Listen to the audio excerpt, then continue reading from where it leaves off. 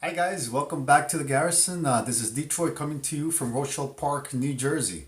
Okay, so it's War-Torn's turn to counter the German menace. All right, so yes, War-Torn will get a chance now to uh, launch a counteroffensive. Let's see what happens. It should be an interesting turn for War-Torn since he is under a lot of pressure from the evil menace of the German Empire, the Third Reich.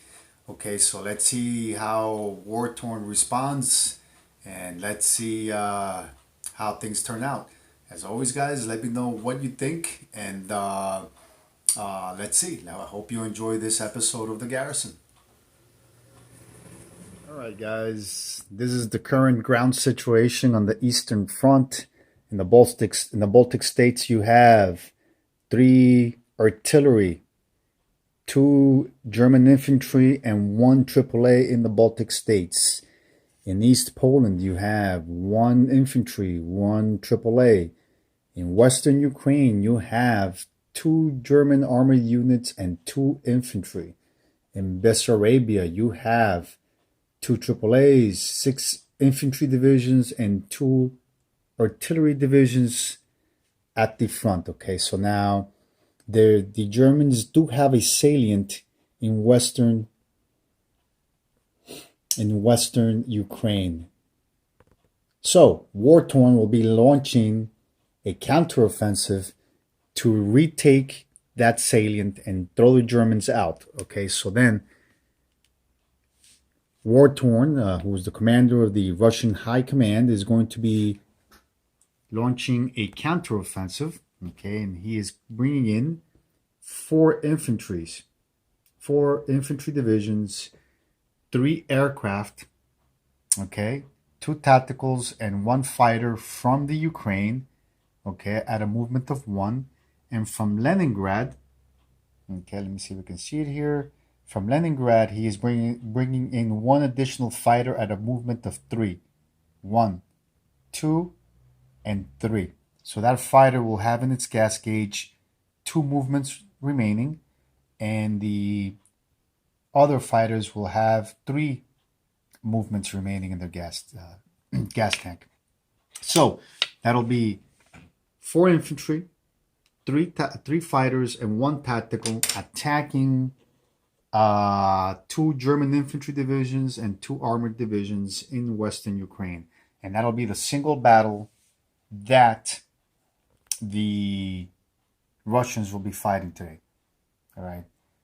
Let's keep in mind, folks, that the Germans do have options. The Germans have a powerful fleet in Sea Zone 112 with five naval transports that could very easily loop around, okay, through the North Sea and land at Leningrad.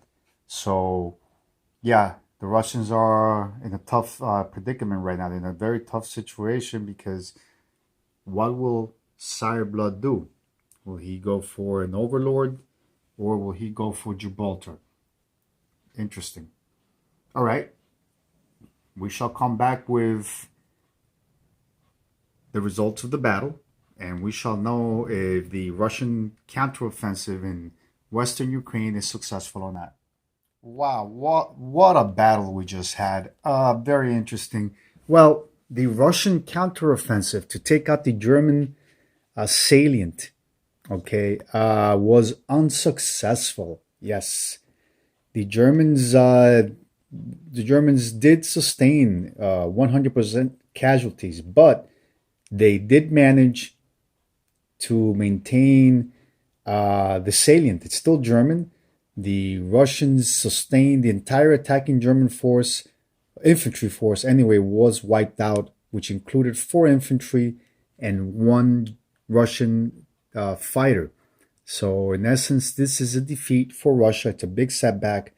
This is a battle that the Russians should have won, but they did not. Okay, so that's when you wonder, should War Torn have sent more? But who's to know?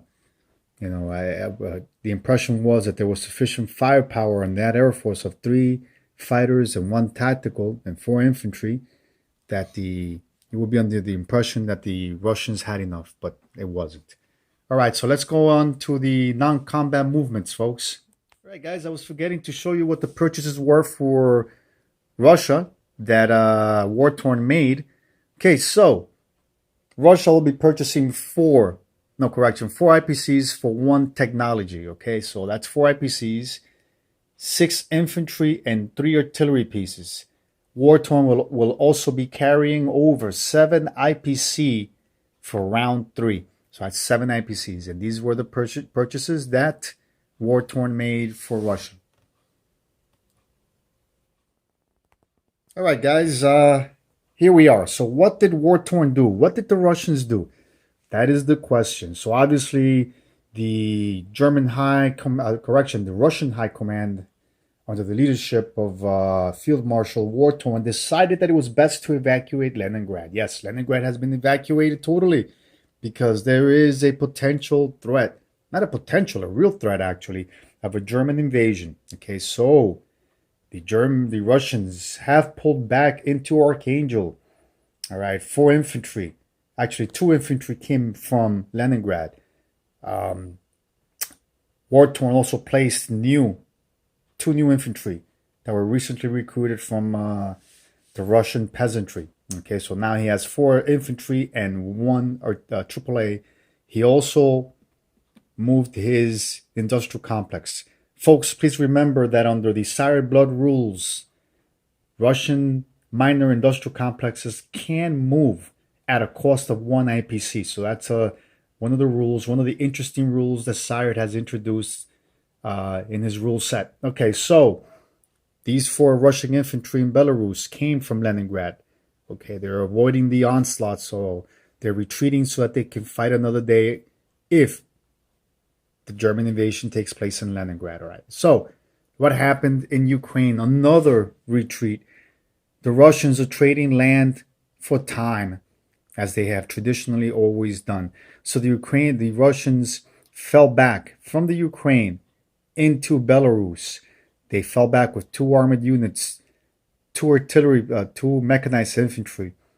I believe it was also 3 or 4 infantry that they fell back with 2 infantry or 3, and also the remaining artillery and artillery came from Russia, if I'm not mistaken. All right, so actually he placed some of those infantry as well, newly recruited, and some of those artillery as well.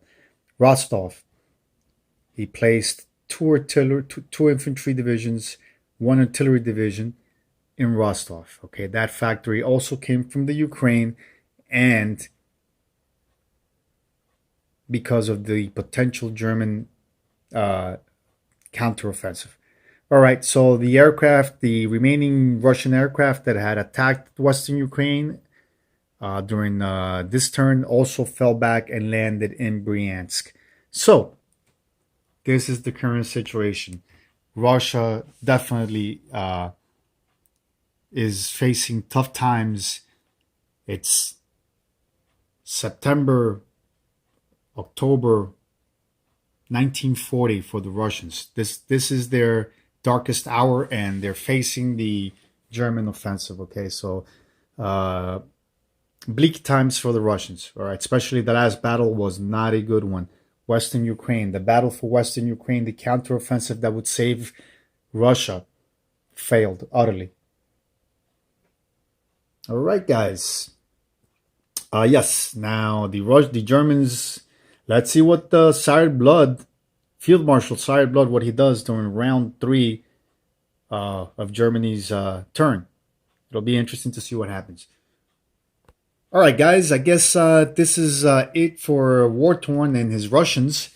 I hope you guys found the battle interesting and the situation between both nations. Very interesting turn of events as always here at the YouTube Wars. So now the question is, what will Japan do? Okay, Japan is up next under the command of Generalissimo G.I. Joe. G.I. Joe is under a lot of pressure in the Pacific, and let's see how he responds to the Allied threat. Okay, guys, as always, hope you enjoyed this episode of The Garrison. Until next time, and don't forget, as always, to hunker down and play.